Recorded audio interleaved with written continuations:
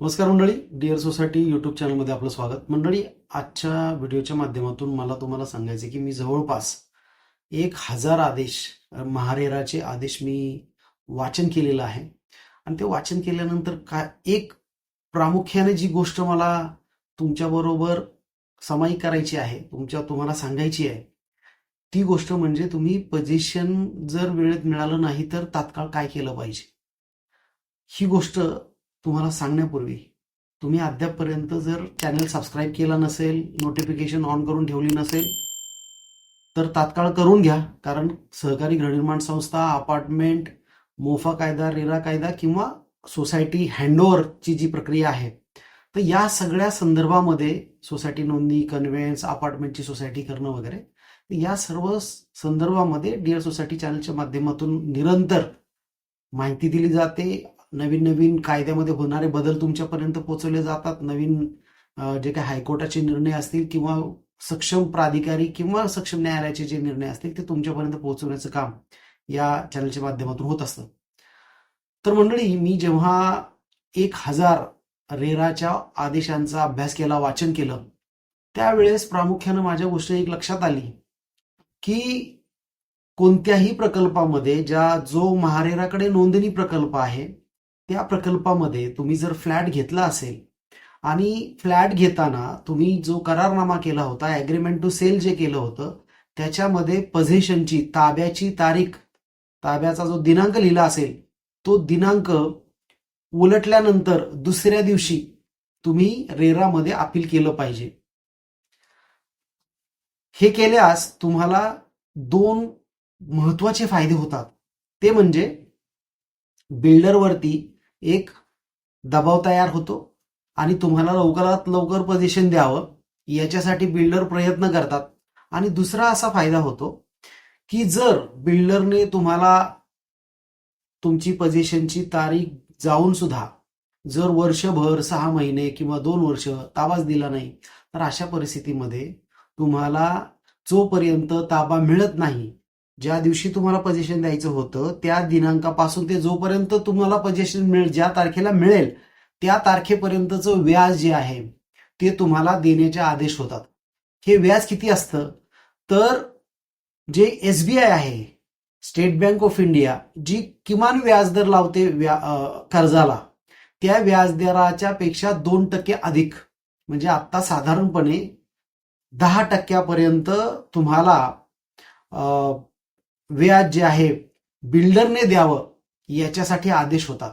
हे व्याजाची जी रक्कम आहे, ती व्याजाची रक्कम तुम्हाला तात्काळ जरी मिळाली नाही तरी तुमचं जे काही बिल्डरकडे देणं असेल तर ते देण्यामध्ये ती रक्कम सेटल करावी, त्याच्यामध्ये ती सामावून घ्यावी.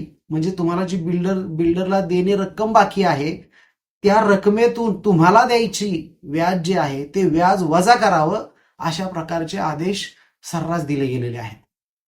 मी जे 1000 आदेश वाचले त्याच्यातले जवळपास 27% आदेश हे सेटलमेंटचे आहे. म्हणजे तुम्ही जर बिल्डरच्या विरोधात रेरामध्ये अपील केलं तर अपील केल्यानंतर बिल्डर आणि तक्रारदार यांच्यामध्ये बहुतांश प्रकरणामध्ये, 27% प्रकरणांमध्ये, मी जे वाचले त्याच्यातून सांगतोय, 27% प्रकरणांमध्ये सेटलमेंट झालेली आहे. म्हणजे बिल्डर आणि फ्लॅट ओनर जे आहेत त्यांनी सेटलमेंट केलेली आहे. आणि ही खूप चांगली बाब आहे की काहीतरी ॲग्रीमेंटला तुम्ही आला असाल, ते आले असतील आणि त्यांच्यामध्ये जो काही समझोता झाला असेल त्यानुसार मग ती सेटलमेंट त्या ठिकाणी होते आणि तुम्हाला न्याय मिळायला मदत होते. एकही दिवस पोझिशनची दिनांक गेल्यानंतर तुम्ही थांबता कामा नये, हा माझा पहिला सल्ला आहे. दुसरी बाब अशी आहे की ज्या वेळेस तुम्ही रेरामध्ये अपील करता, तर अपील केल्यानंतर पहिल्या तारखेलाच तुम्हाला रेरा स्वतःच तुम्हाला विचारत असतं की तुम्हाला कन्सिलिएशनला जायचंय का, म्हणजे आपसामध्ये तुम्हाला हे प्रकरण मिटवून घ्यायचं आहे का. तर ती एक प्रक्रिया जी आहे, ती प्रक्रियेला तुम्हाला त्या ठिकाणी सुरुवात होऊ शकते. आता तुम्ही बिल्डर बरोबर कितीही चर्चा करा, त्या चर्चेला कुठेही इतकी किंमत नाही. जर MOU वगैरे रजिस्टर झाला तर त्याला मात्र किंमत आहे, मात्र बिल्डर बरोबर फक्त चर्चेचं गुऱ्हाळ चालू आहे, त्या परिस्थितीमध्ये तुम्हाला काहीही मिळण्याची शक्यता नसते. बिल्डर गोड बोलतात आणि गोड बोलून वेळ मारून नेतात. मग ती वेळ अगदी मी अनेक प्रकरणामध्ये बघितले 3-3, 4-4 वर्ष लोक शांतपणे बसलेले आहेत. तर तुम्ही अशा पद्धतीची चूक करू नका, घोडचूक करू नका. जेव्हा कधी तुमचा ताबा ज्या दिनांकाला द्यायचा आहे तो दिनांक उलटला की दुसऱ्या दिवशी तुम्ही अपील दाखल केलं पाहिजे. आणि ते अपील दाखल करताना मग संस्था नोंदणी करून द्यावी, कन्व्हेन्स करून द्यावं वगैरे इतर जे मुद्दे आहेत ते मुद्दे सुद्धा घेतले पाहिजेत. त्याचबरोबर तुमच्या प्रकल्पामध्ये ज्या काही सेवा सुविधा तुम्हाला द्यायच्या असतील त्याचा काही अंशी उल्लेख तुम्ही करू शकता. त्यात रिलीफ मिळते का, तर त्याची शक्यता थोडी जरी कमी असली तरी तुम्ही ते करू शकता.